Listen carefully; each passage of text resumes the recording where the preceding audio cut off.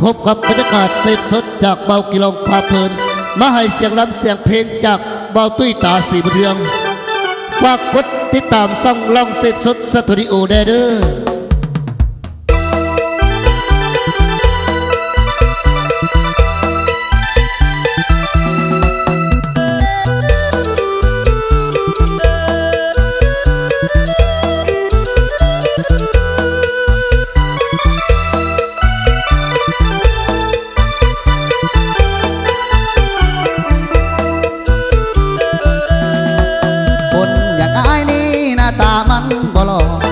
มักสาวไรโน้เขาก็ลังเกียจสา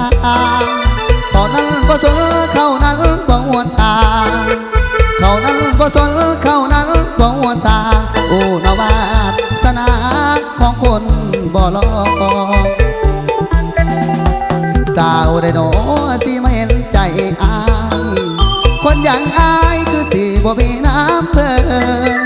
พอมักสะใดเขานั้นก็เหมือนไปหมักสะใดเขานั้นก็เหมือนคือสิบ่มีน้ำเพิ่นละน้อตัวเอาเขาบ่เอาแล้วคนดำกิเลสทั้งจนทั้งบ่มีเกิดมาตอนนี้บุญน้อยเกินไปคนบ่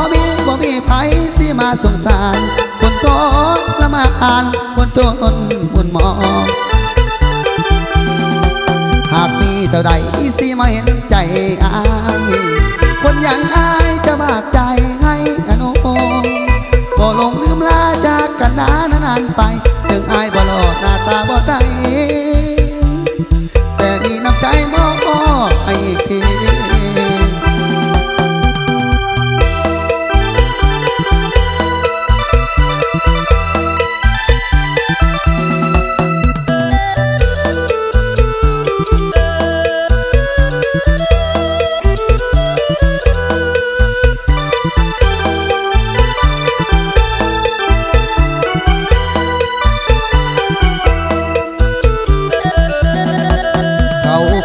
แล้วคนดำกิเลสทั้งจนทั้งบ่มีเกิดมาตอนนี้บุญน้อยเกินไปคนบ่มีไผสิมาสงสารคนทรมานคนจนคนเหมือนมองเศร้าใด